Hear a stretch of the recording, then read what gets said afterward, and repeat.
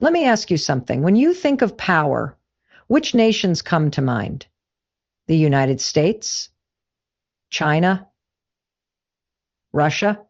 But what if I told you there's another nation, once overlooked, once underestimated, that is now quietly reshaping the entire global order? What if I told you it's India? But there's another story unfolding, one that almost no one is prepared for. And today, I'm going to take you inside that story. Stay with me, because by the end of this, you'll understand exactly why India is the nation everyone fears now. Let's start with the first clue: the awakening of a sleeping giant. Not too long ago, India's economy was dismissed as slow-moving, tangled in red tape, impossible to modernize. But in the last decade, it did something no one expected. It began to roar awake. This wasn't just growth, it was a transformation.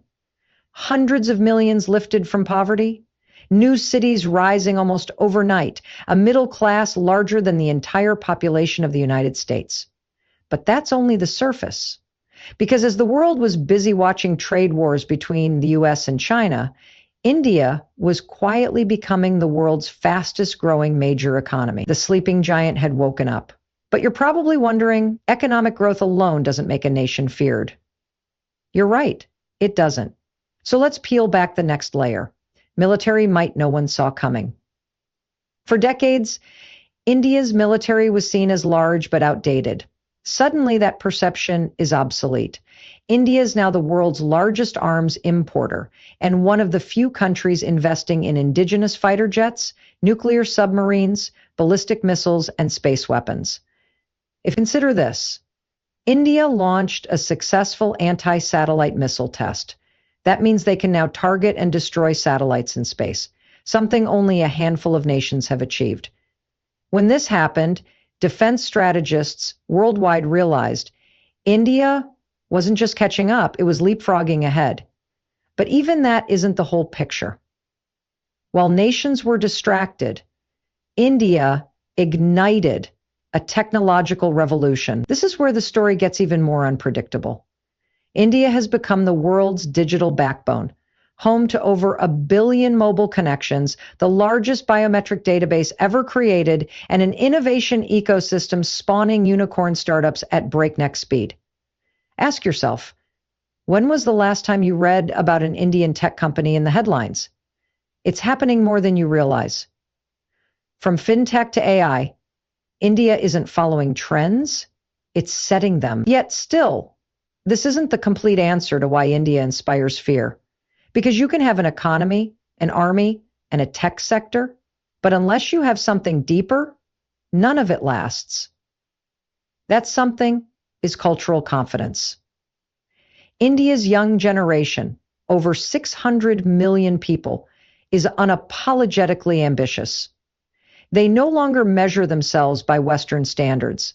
They believe in their heritage, their potential, and their destiny to lead. This is the psychological shift that makes a country unstoppable. But hold on, because the most strategic piece is yet to come.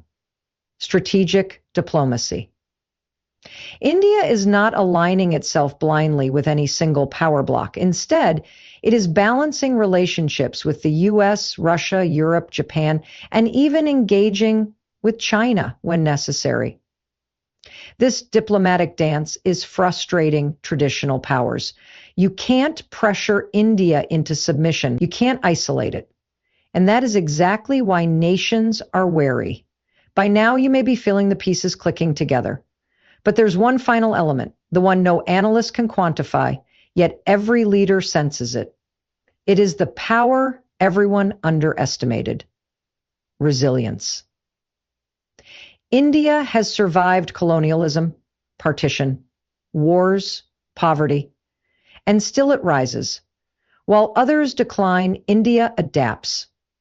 When crises strike, India doesn't fracture, it endures. That is the essence of fear in the hearts of those who thought India would stay a follower forever.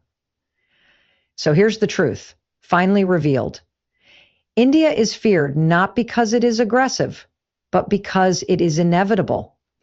Because for the first time in centuries, the world is realizing this nation will no longer be ignored. And if you think this rise can be stopped, history will prove you wrong. Again, the question isn't whether India is coming. The question is, are you ready for it?